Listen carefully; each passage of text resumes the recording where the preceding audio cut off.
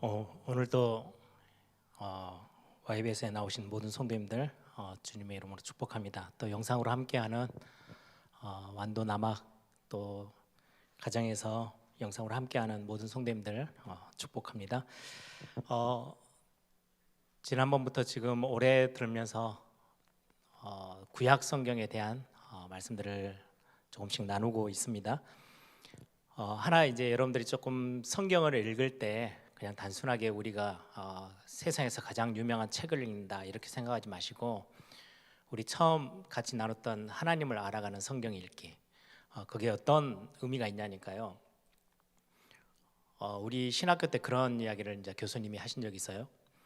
눈에 보이지 않는 영이신 하나님, 우리가 하나님을 어떻게 알아가고 그 하나님을 만나고 교제한단 말은 하나님이 어떤 분인지 그럼 성품도 알아야 되고 하나님에 대한 모든 것들을 점점 다 알아가고 그 안에서 사귐이 일어나고 그 안에서 사랑하고 서로 기쁨과 모든 감정들을 나눌 수 있는 거잖아요. 상대편이 예를 들어서 상대편을 우리가 눈으로 보고 만나고 대화해 보면 상대편을 알아갈 수 있는데 하나님은 영이세요. 눈에 보이지 않으세요. 이 하나님을 우리가 어떻게 알 수 있어요? 라고 했을 때 하나님이 자신을 완벽하게 드러내 놓은 책이 성경이다. 그래서 성경 이외의 하나님을 알 이유도 없고 성경 이외에 말씀하는 그 하나님은 우리가 알 필요가 없는 하나님. 그래서 성경 안에 66권에 하나님은 성경 66권 안에 갇히신 분은 아니에요.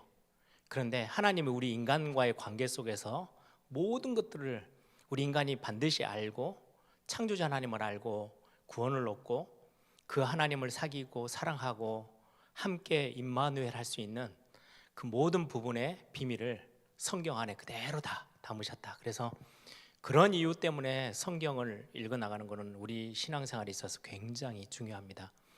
예전에 제가 렘넌트 사역을 계속 지속해 가면서 영성 합숙, 렘넌트들을 위한 영성 합숙을 했었거든요. 여기도 우리 성도님들 몇 분들도 뭐 참석한 분들이 있지만 거기에서 핵심은 영성 훈련 뭔가 영적으로 막 엄청난 뭔가 막 힘을 막 기른다 이게 아니고 말 그대로 우리는 하나님의 우리를 영적 존재로 창조하셨고 하나님을 알고 하나님을 사랑하고 하나님과 교제하고 사귐이 있는 하나님의 자녀로 우리를 부르셨는데 그 영성합숙이 끝나면 우리의 어떤 제일 목표가 뭐였냐니까요. 렘넌트들이 특별히 많은 훈련을 받았는데 성경을 잘 몰라요. 그리고 성경을 안 읽어요.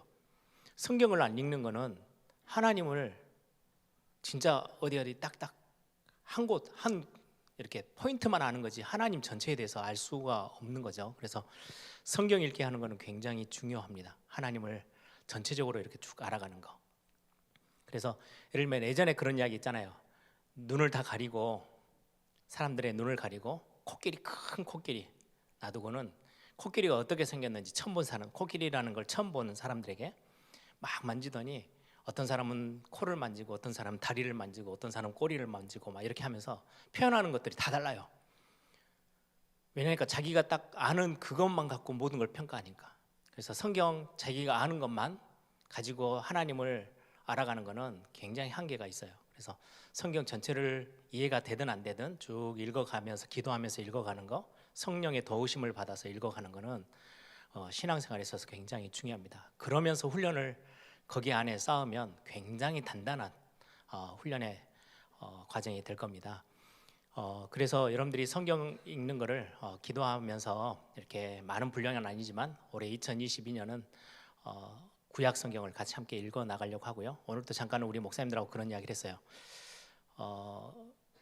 12월 달 말 정도 되면 이제 구약 성경 전체가 다 읽기가 대충 일정적으로 끝나게 될 것 같은데 그때 되면 교회 이야기를 해서 좀 소정의 선물을 좀 드리면 좋겠다. 뭐 이런 생각들을 합니다. 선물을 뭘 해야 되는지는 잘 모르겠습니다. 고민을 하고 있는 중이고요. 그래서 본인들이 직접 읽고 이렇게 신약 성경 읽었던 것들을 여러분들이 이렇게 적고 했던 거 여러분들이 버리지 마시고 이렇게 보관도 해 놓으시고요. 그리고 구약 성경 쭉 읽어 나가는 부분들 여러분들하고 같이 함께 성경을 하나하나 알아가면서 그림을 그려가면서 여러분들하고 좀 같이 말씀을 나눠 보려고 합니다. 그래서 여러분들이 어느 순간에 뭐 우리가 완전히 성령 충만하면 시편의 고백처럼 되겠죠. 야, 성경 하나님의 말씀이 꿀송이보다 더 답니다. 사실 저는 꿀 단 거 이렇게 막 제가 막 너무 즐겨해서 먹는 건 아니지만은 꿀이 엄청 달잖아요. 시편의 그 저자가 야, 하나님의 말씀이 그 꿀송이보다 더 달 만큼 그 막 뭔가 맛을 들여가는 그 모습을 표현하는데, 야, 우리 성도님들이 이번에 성경 읽기 하면서 하나님을 좀 많이 풍성하게 알아가고 또 말씀 통해서 굉장히 영적으로 많이 성숙해가는, 특히 코로나 상황에 우리 모아하는 모임들이 많이 제재를 많이 받고 있잖아요. 그래서 그 제재 받는 거에 너무 억울해하지 마시고 야, 나 밖에 나가서 지금 친구들하고 만나서 뭐 놀고 이렇게 시간 보내야 되는데 집에 갇혀 있어서 너무 힘들어 이렇게 하지 마시고 그 시간을 잘 활용하셔서 좀 성경 읽기에 조금 더 많은 시간들을 투자해 보면 좋겠다라는 생각이 좀 듭니다. 오늘 지난주에 이어서 몇 가지들 먼저 서론에 좀 같이 구약 개론에 대한 부분들을 같이 보면서 말씀을 좀 나눠보려고 합니다. 지난주에 역사서 그리고는 시가서, 선지서 이렇게 세 개로 나눴죠. 여러분들 기억하십니까? 그래서 위에 5권, 뒤에 2군에서 39권, 모세오경과 나머지 이제 역사서에 대한 부분들이 12권, 그다음에 시가서, 그리고는 대선지서, 소선지서 이렇게 해서 나눴죠. 이 구분은 헬라어 성경이 처음 기록됐던 셉트아진토라고 그래요. 알렉산더 대왕이 성경이 그렇게도 대단한 책이냐 그러면은 우리가 읽을 수 있는 글로 번역을 하자 해가지고 70명이 넘는 학자들을 불러서 히브리어를 헬라어로 번역해서 성경을 만들었어요. 그 성경에서의 어떤 구분들이 이제 그래서 지금 우리가 많이 성경을 구분하는 것은 헬라어로 되어져 있는 성경의 구분이에요. 근데 이것 말고 오늘은 잠깐 히브리어 성경은 조금 구조가 좀 다르게 생겨져 있어요. 그 부분들을 오늘 좀 같이 보려고 합니다. 히브리어 성경은 이것도 3가지 구분으로 돼 있어요. 율법서,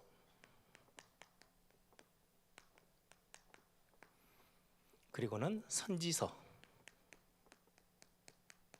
여기는 예언서라고도 해요. 선지자들이 많은 학자와 선지자들을 하나님이 부르셔서 하나님의 말씀을 대언하게 했고 거기에 대해서 이제 선지자들의 어떤 글로 기록한 부분들이죠. 그리고 3번째가 성문서라고 되어 있습니다. 여러분들 나요가 목사님이 기록한 그 성경 개론에 대한 책이 있죠. 전에도 한번 소개해드렸는데요. 거기에는 이렇게 소개가 되어 있지 않고 히브리 성경을 가지고 구분한 것을 가지고 기록을 나 목사님이 이렇게 나누었어요. 이 부분이에요. 3가지로 율법서, 선지서, 그다음에 성문서. 율법서에는 말 그대로 모세오경 5개 성경, 창출, 레민, 신까지 창세기, 출애굽기, 레위기, 민수기, 신명기 이렇게 돼 있고요. 선지서에는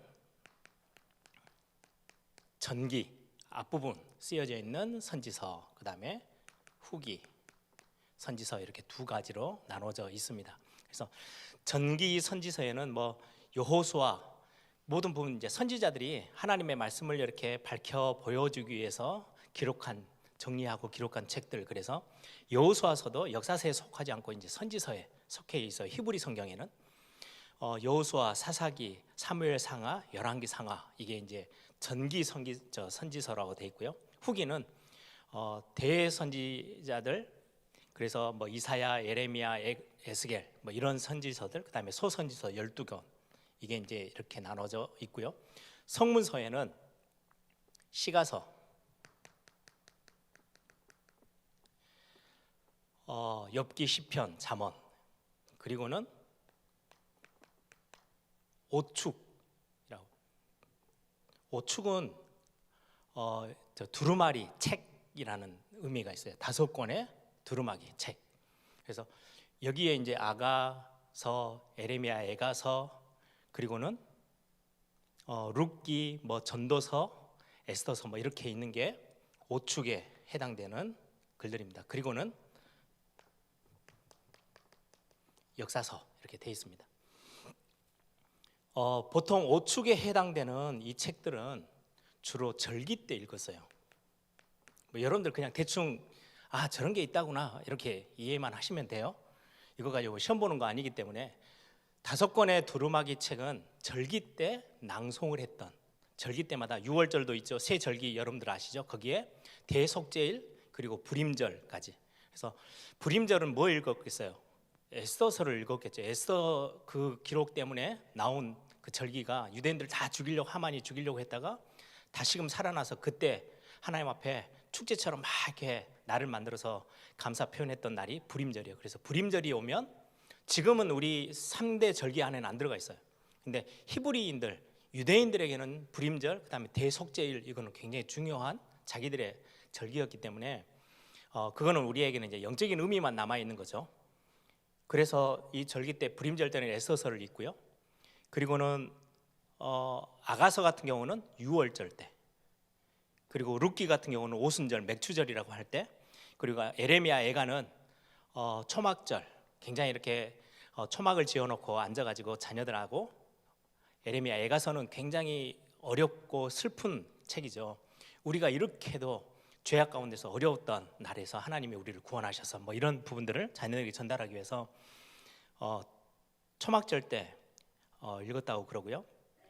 전도서는 초막절에 있고, 에레미야 애가는 대속죄일, 대속죄일은 굉장히 죄에 대한 부분에 속죄받는 부분. 그래서 그런 5권의 두루마리 책은 절기 때 잘 활용하고 그때 낭송하고 했던 책이다, 이렇게 여러분들이 기억하시면 되고, 역사서에 이제 들어가 있는 것들은 느헤미야, 에스라, 뭐 역대상하 뭐 이렇게 돼 있고, 마지막 하나가 굉장히 논란이 된 책이 다니엘서예요. 다니엘서는 사실은 선지서에 들어가야, 우리 헬라어 성경에는 선지서에 속했어요. 대선지서 속에 이사야, 예레미야가, 에스겔, 다니엘, 이렇게 선지서에 들어가 있는데, 히브리인들에게는 다니엘이 어떤 존재냐니까요, 바벨론의 포로로 잡혀갔는데 바벨론 나라에서 2인자까지 올라가 있는 사람이에요. 그 사람의 글을 우리가 우리나라를 살려낸 선지서에다가, 예언서에다 넣어야 되나 말아야 되나, 이 고민을 한 거예요. 어떻게 보면 망한 나라에서 보면, 우리나라로 따지면 일제시대 때 일본에게 이렇게 먹힘을 당했잖아요. 근데 일본 나라에서 굉장히 높은 자리에 올라가 있는 사람이에요. 그럼 우리나라 사람들은 그걸 되게 싫어하잖아요. 딱 그런 느낌, 딱 정확하지는 않지만 그런 느낌 때문에 다니엘서를 이거 예언서에다 넣어야 돼? 말아야 돼? 근데 성경으로는 받아들였어요.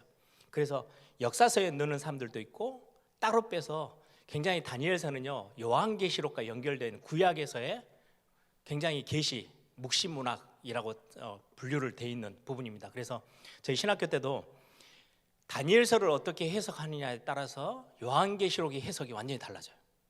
그래서 어떻게 보면 다니엘서 해석이 구약의 거의 요한계시록과 같은 책이에요. 그래서 함부로 해석하기도 참 쉽지 않고, 그래서 계시를 다니엘이 받아서 쓰여진 책, 그래서 그 내용과 요한계시록이 굉장히 상통한 부분이 많이 있거든요. 그래서 어떤 분들은 역사서에 같이 기록되어 있어요. 나일과 목사님이 기록된 그 책에는 역사서에 다니엘서가 들어가 있고, 또 어떤 구분에는 따로 분리해서 묵시문학에 다니엘 이렇게 따로 처리하는 경우도 있어요. 아무튼 이렇게 히브리 성경에 그런 구분들이 있는 부분입니다. 오늘은 모세 오경에 대한 전체적인 대략적인 그림하고 거기에서 창세기의 초반부를 같이 함께 나눠보려고 합니다.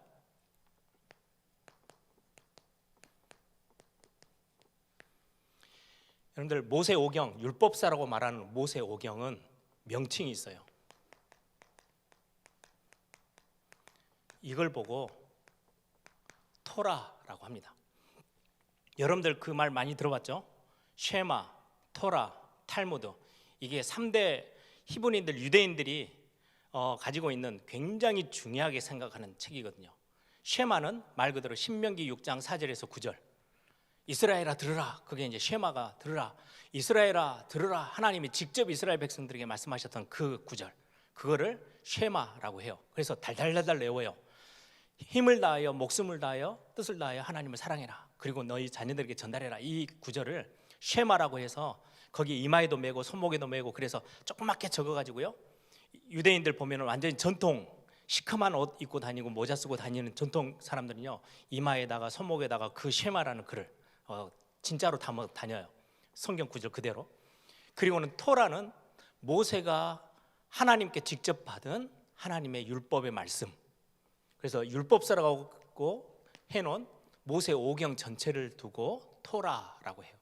그리고 탈무드는 이 쉐마 토라를 풀어가지고 실생활에, 실제로 그러면 안식일을 그렇게 지켜라 이렇게만 돼 있으니까 그 안식일을 어떻게 지키는 게 진짜로 거룩한 건지를 풀어서 역사 안에 많은 랍비들이, 선생님들이 풀어 해놓은 책들을 대로 편집해가지고 만들어 놓은 책이 탈무드라는 책이에요. 그래서 거기에는 실제 생활의 연결을, 하나님의 그 모세 오경의 토라 책을 실제로 풀어가지고 적용해까지 내놓은 책이 탈무드라는 책이에요. 그래서 이스라엘 백성들에게는 토라라는 책은 거의 자기들의 삶의 완전 중심에 서 있는 성경책이기도 하죠. 그래서 이 토라, 그러면은 모세 오경은 말 그대로 창세기, 출애굽기, 레위기, 민수기, 신명기. 제가 여기다 이제 약자를 쓸 때는 성경에도 약자가 있어요. 여러분들 성경책 제일 앞에 보시면 저도 자꾸 헷갈려요. 에스라서는요 스라고 줄여요. 보통 사도행전 하면 행 이렇게 하잖아요. 에스라서는 스, 에스더서는 예 이렇게 줄임말로 이렇게. 그래서 창출, 레민, 신수, 삿, 룻 이렇게 가면서 계속 이렇게 그 줄임말들이 있어요. 여러분들이 대충 신앙생활 좀 하시다 보면 앞에 성경 제일 앞부분에 보면 민수기는 민자로 줄여놨고 창세기는 창으로 줄여놨고 마태복음 마가복음은 막 이렇게 돼 있는 게, 그래서 줄여서 막 필서 이렇게 목사님들이 강의하실 때 쓰는 거는 여러분들이 그걸 조금 알고 계시면 저건 무슨 성경이구나 이렇게 아실 수 있어요. 그래서 줄임말로 제가 여기다 써놨습니다. 이 명칭 토라라는 말은요 율법의 책, 모세의 책, 여호와의 율법책 뭐 이런 의미가 있어요. 토라. 그래서 토라는 모세 오경을 두고 토라라고 하고 하나님이 모세에게 주신 율법책 이런 의미가 있습니다. 그러면 이 모세 오경을 누가 썼냐? 학자들은 이것 가지고 엄청 많이 싸우는데요. 우리는 그것 가지고 고민하지는 마세요. 모세 오경은 우리가 믿기로는 모세가 썼다라고 확신합니다. 그래서 많은 학자들이 이 모세 오경이 모세가 썼다라고 했을 때 제일 뒷부분에 보면은 모세가 죽은 이후에 이렇게 글들이 몇 개 있어요. 그거는 후대들이 살을 붙여서 그걸 조금 설명해 놓은 내용일 뿐이고, 전체 모세 오경 창세기부터 시작해서 신명기까지는 모세가 썼다라고 우리는 그렇게 기억합니다. 성경에서 증거하고 있어요. 여러분들 한번 찾아볼까요? 출애굽기 34장 27절 우리 한번 찾아봅시다. 이거는 출애굽기 34장 27절 함께 같이 읽습니다. 여호와께서 모세에게 이르시되 너는 이 말들을 기록하라. 내가 이 말들의 뜻대로 너와 이스라엘과 언약을 세웠음이니라 하시니라. 이 말들을 기록해라. 하나님이, 여호와 하나님이 모세에게 말씀하셨어요. 또 하나는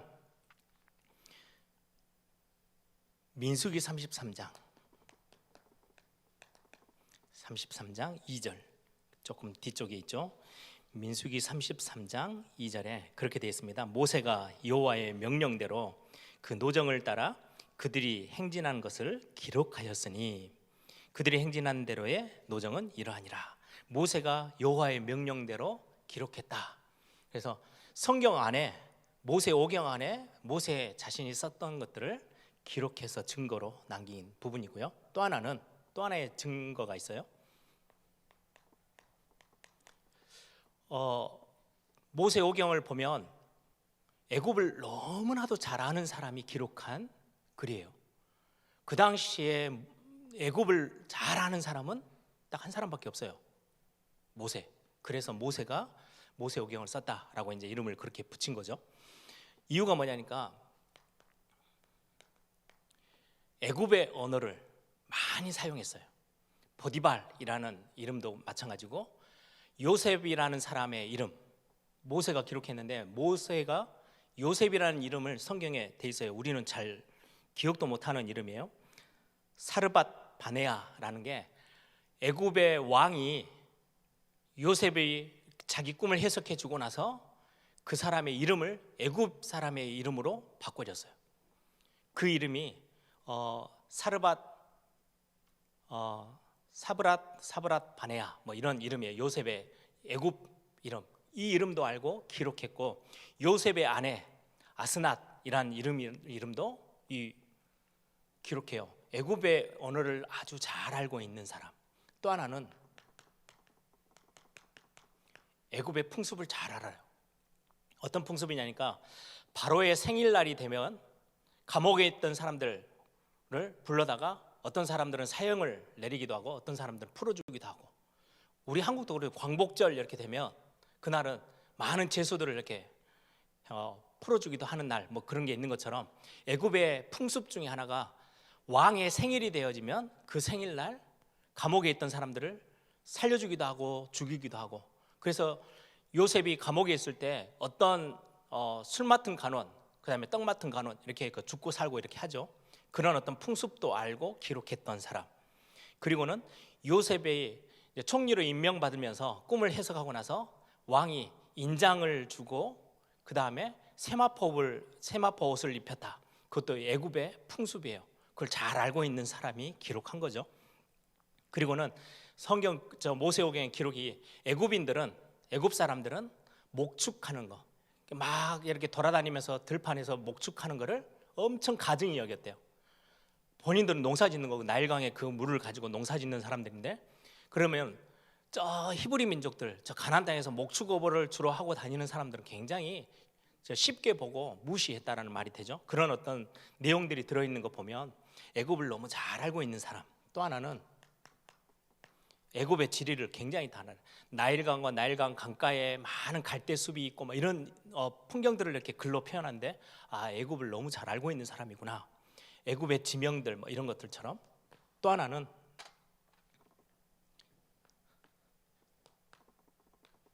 광야 사막의 상황을 너무나도 잘 아는 사람이에요.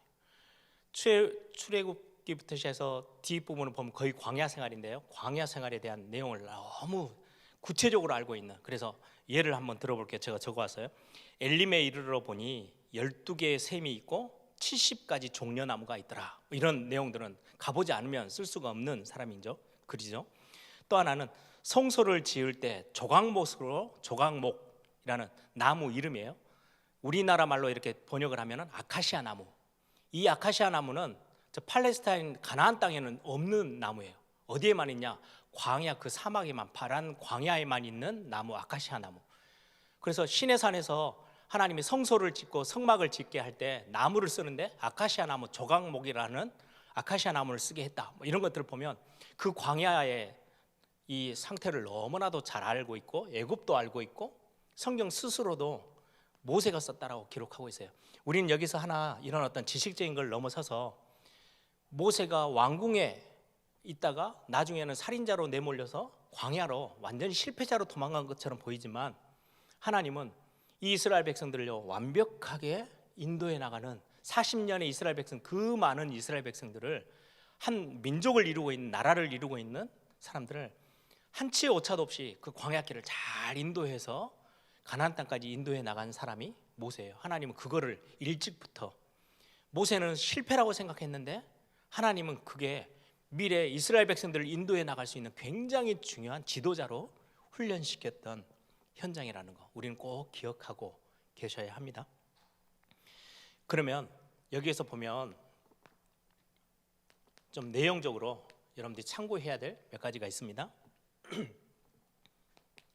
창세기는 1장부터 11장까지는 전체 하나님이 세상을 어떻게 창조하셨다 그리고 시작에 관련된 부분들을 쭉 기록하시다가 여기에는 타락이 있고 여기에는 최초로 여자의 후손 이렇게 하면서 복음에 대한 내용도 있죠.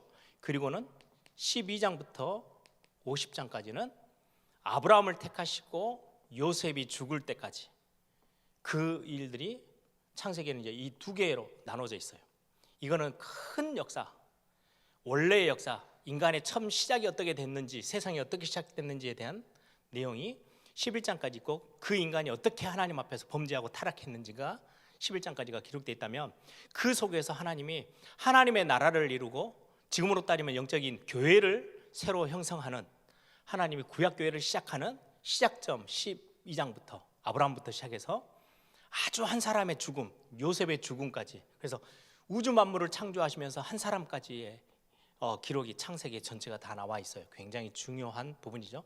하나님은 큰 우주 전체를 다스리시며 인도하시는 하나님이시지만 한 사람의 죽음까지도 유심히 세밀하게 지켜보시는 하나님. 굉장히 두 부분들은 창세기에 있어서 중요한 내용으로 이제 이 부분들을 좀 같이 나누게 될 거고요. 또 하나는 여기에는 원래 역사, 원 역사라고도 해요. 그리고 여기는 족장들을 통해서 하나님의 구원 역사를 어떻게 이루어 나가시는지에 대한 부분이 12장부터 50장까지 기록되어져 있습니다. 그리고는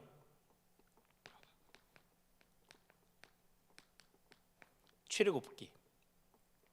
출애굽기는 여러분들 좀 지도에 보시면 이렇게 지중해가 이렇게 있죠. 그리고는 이쪽에 시나이 반도가 이렇게 있고요. 이쪽에가 이제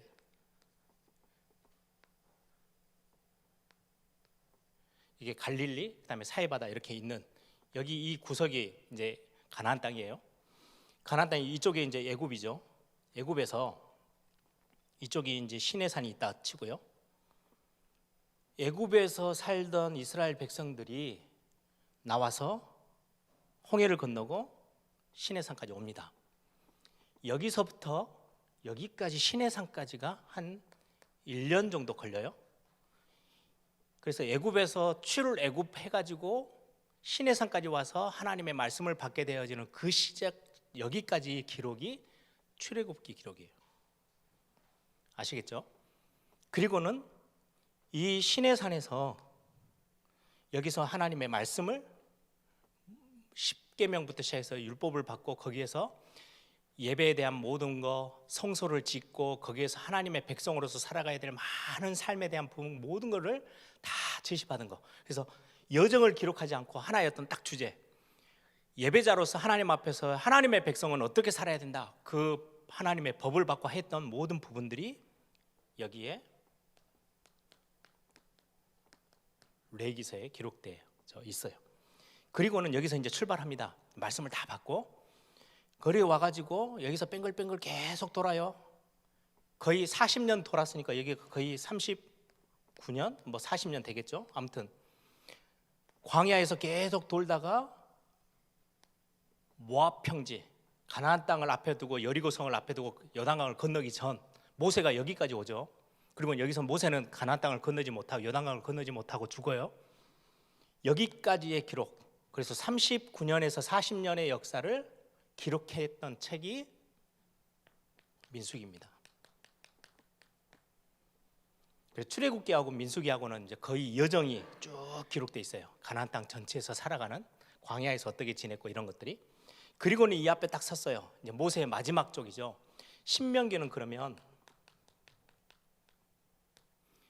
이 40년 광야 생활을 하는 중에 성경에도 나오듯이 애굽에서 빠져나왔던 1세대들이 거의 죽음을 다 당해요. 광야에서 다 묻혀요.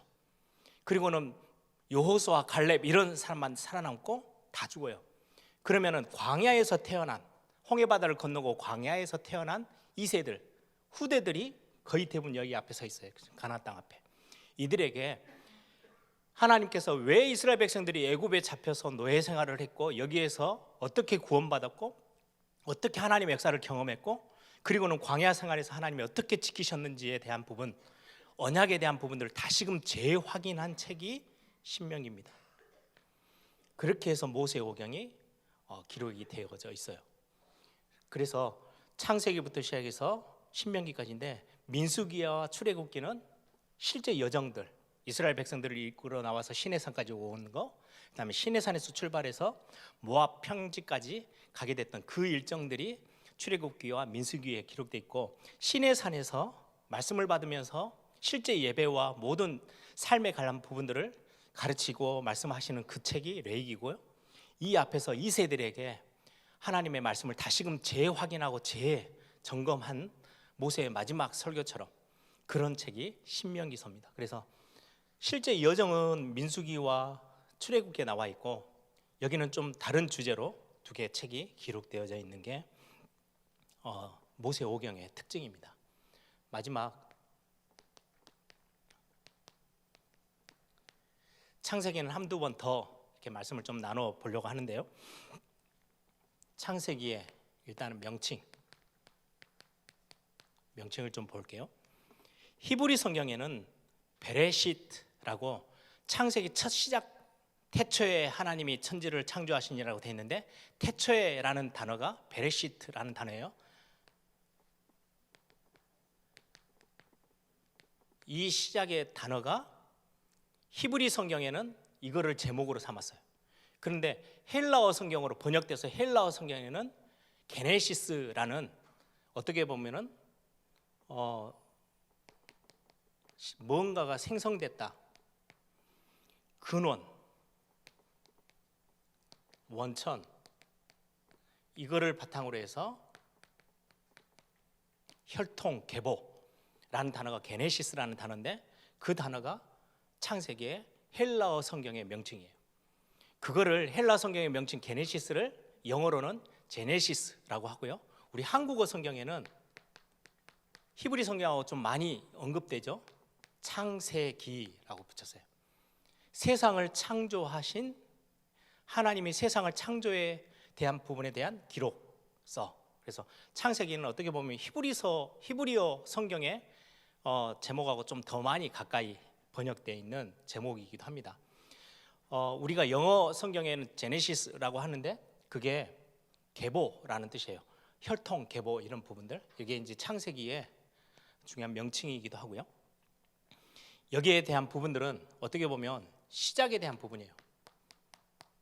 세상의 시작, 그리고는 인류의 시작, 또 죄가 어디에서 시작했는지 원죄, 죄의 시작, 그리고는 죄를 지어서 멸망으로 치달았던 우리 인간에게 하나님이 구원 역사를 어떻게 시작하셨는지 구원 역사에 대한 시작, 그리고는 언약을, 구약 성경, 구약은 옛 언약, 신약은 새 언약이라는 말이잖아요. 언약의 시작이 모세오경 안에, 창세기 안에 특히 들어 있습니다.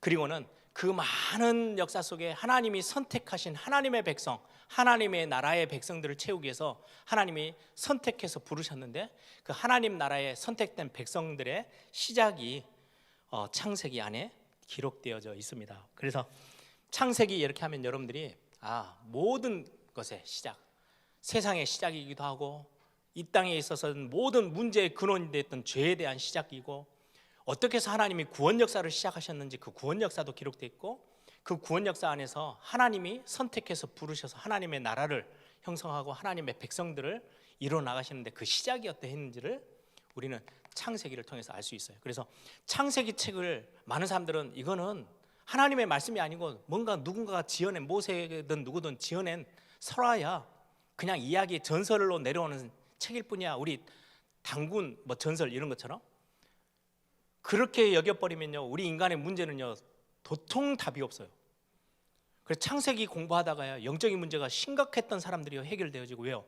거기에 모든 영적인 시작들을 다, 해답의 시작도 거기에 있고, 문제의 시작도 거기에 있고, 답의 시작도 거기에 다 있었거든요. 그래서 창세기는 우리가 실제 있어서 굉장히 중요한 책이에요. 그래서 이 부분들은 여러분들이 놓치지 않으셨으면 좋겠습니다. 두 번째로 내용에서 좀 살펴보시면, 제가 전에도 한번 말씀드렸는데 우리 나영 목사님이 자주 말씀하셨던 부분이죠. 창세기 1장과 창세기 2장부터는 조금 구분이 좀 되어져요. 창세기 1장은 모든 것의 어떤 선언적으로 하나님이 천지를 창조하셔서 모든 세상을 이렇게 시작하셨어 라고 하는 굉장히 큰 그림에서의 선포예요. 불신자들에게까지도 선포하는 굉장히 중요한 말이에요. 그래서 여기에서 하나님에 대한 명칭이 엘로힘이라고 돼 있대요. 근데 창세기 2장부터는 세상 사람들과의 어떤 대화가 아니고요, 언약의 백성, 언약의 하나님으로서 언약을 맺은, 손가락 걸고 약속한 거, 그걸 보고 이제 언약이라 그러는데, 언약의 백성을 택하셔서 니하고 나하고는 약속하는 거야? 언약을 맺는 거야? 라고 하면서 그 언약의 하나님으로서의 백성들과의 모든 관계 속에서 이루어지는 말씀이 창세기 2장부터예요. 그래서 여기는 여호와 하나님, 엘로힘 하나님이 아니고 여호와 하나님. 여기에는 어떻게 보면 일반 불신자들에게까지도 굉장히 선언적이고 선포적인 메시지라면, 2장부터는 하나님이 손가락 걸고 정말 하나님의 관계 속에서 이루어지는 언약의 백성들과 함께하는 글로서의 하나님으로서의 창세기 2장부터 드러나 있어요. 그래서 이 부분은 굉장히 중요하게 구분이 좀 되어지는 부분이고요. 창세기 1장, 2장은 창조에 관련된 거, 3장부터 11장은 타락에 관련된, 12장부터는 구원 역사에, 50장까지 구원 역사에 관련된 부분이 기록되어져 있습니다. 그리고는 이 창조에 관련된 부분에 있어서 하나님의 질서, 정리, 정돈. 그래서 전에 제가 몇 번 글을 좀 써드렸어요. 그림을 몇 번 그렸죠.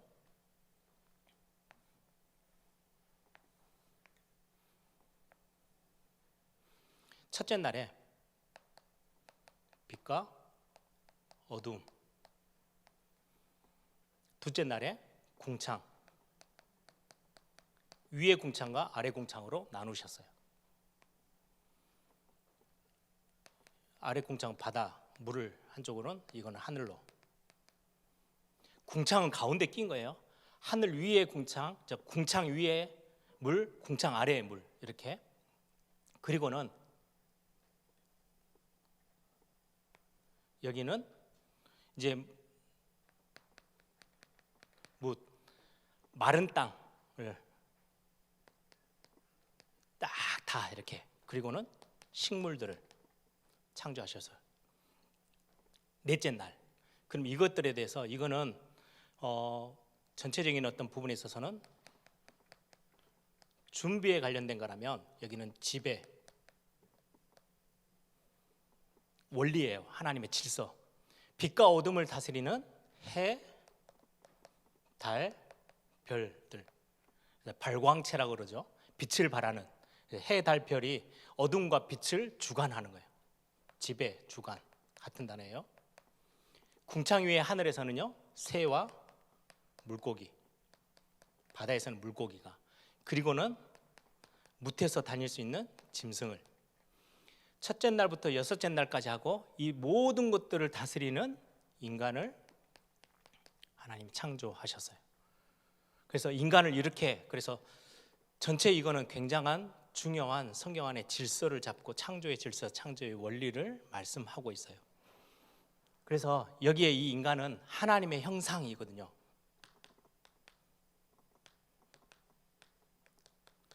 하나님의 형상이라는 것은 두 가지 의미가 있어요. 하나는 생령이 된지라, 이거는 영적인 존재로 하나님과의 관계, 이건 하나님과의 관계예요. 그리고는 모든 만물을 다 정복하고 다스려라, 이거는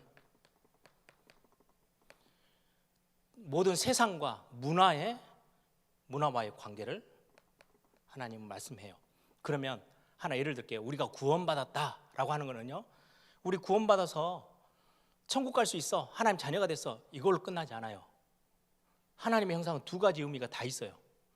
우리가 복음을 가지고 세계 복음화하고 문화도 정복하고 다시금 우리 주변에 있는 하나님이 지으신 모든 것들을 새롭게 다시금 회복시켜 나가는 문화적인 사명까지가 같이 들어있는 게 하나님의 형상이라는 의미예요. 인간이 감당해야 될 부분은, 우리가 하나님과의 관계 깨어졌잖아요. 이 관계가 깨어지면서 땅도 벌을 받고 저주받고 멸망되어져요. 세상의 모든 문화가. 이게 우리가 하나님의 은혜 속에서 구원받음으로 인해서 이 두 가지가 다시금 회복되어지는 거예요. 이거 회복되어지는 게 예배예요. 이거 회복하는 게 사명이에요. 이 두 개는 굉장히 중요한 구원 안에서 우리가 놓치지 말아야 될 부분이기도 합니다. 또 하나의 의미가 있어요. 여러분들 그냥 듣고 아시면 돼요. 안식하셨다. 다 모든 것들을 다 창조하시고 그리고는 일곱째 날 안식하셨다라고 하셨을 때 이 안식의 의미는 좀 몇 가지가 있어요.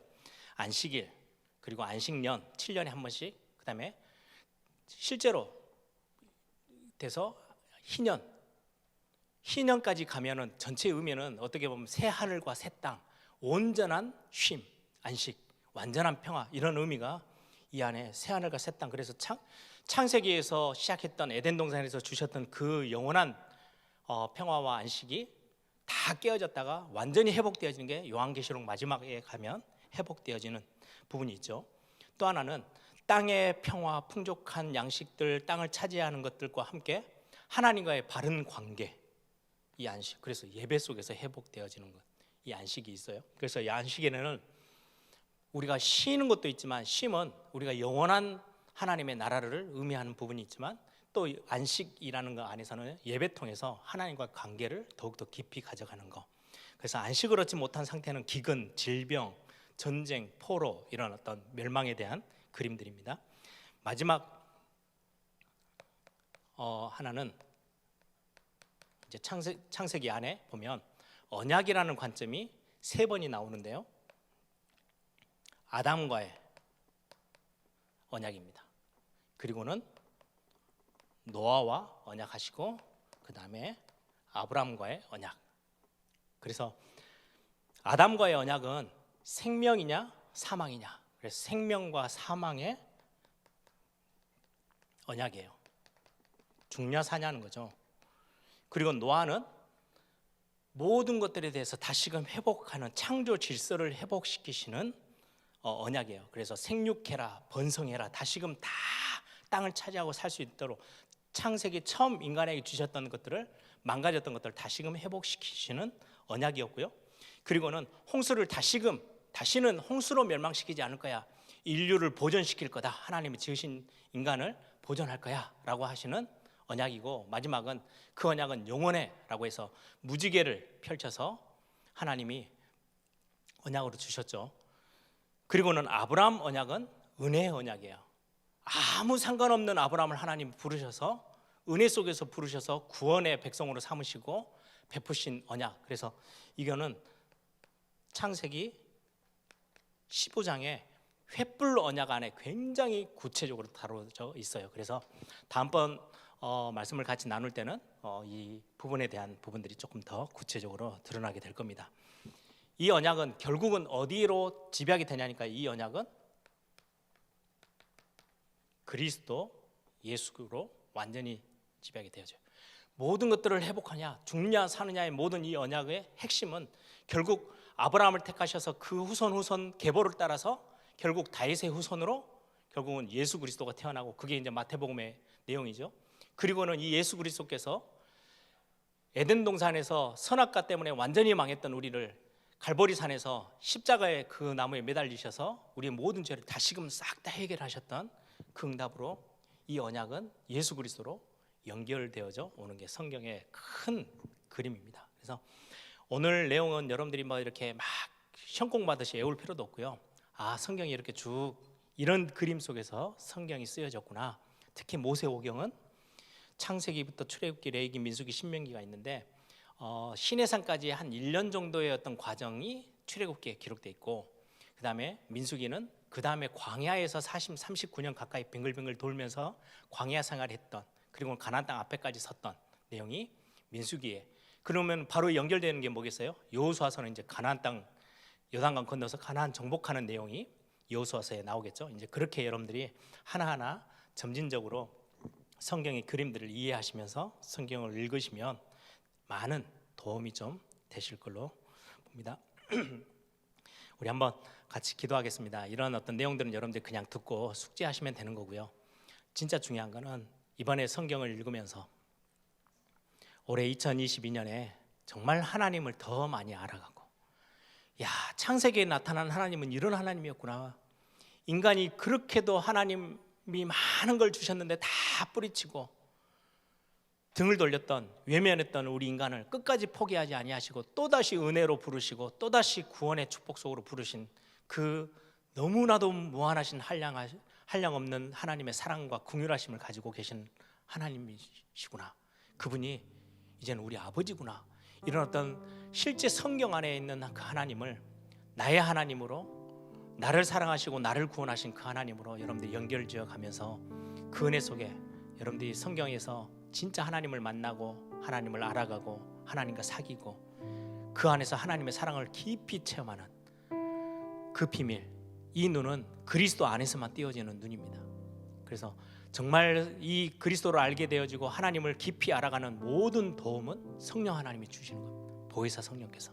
그래서 성령 하나님, 정말 성경을 읽으면서 그리스도를 통해서 하나님을 만나 그 하나님을 사랑하는 그 모든 과정에 하나님 개입하셔서 나에게 내 머리끝에서 발끝까지 나를 인도해 주시고 내 생각을 주장해 주시고 이 성경 말씀을 통해서 내 모든 영적인 부분, 삶의 부분, 우리 영육 간의 모든 부분들이 회복되어지고 새로 시작하는 그런 응답이 있게 하옵소서라고 여러분들 오늘 이 시간 한번 다 같이 한번 통성을 함께 기도하겠습니다. 살아계신 아버지 하나님 감사합니다.